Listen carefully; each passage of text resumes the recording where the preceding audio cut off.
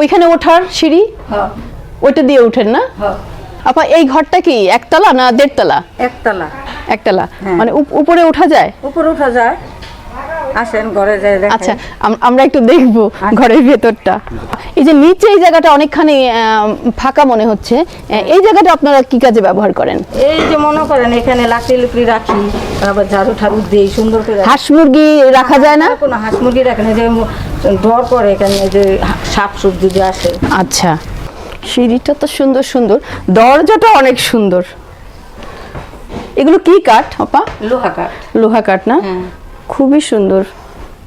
ঘরের যে ফ্লোরটা এইটাও কাঠের, কি সুন্দর, ঠান্ডা।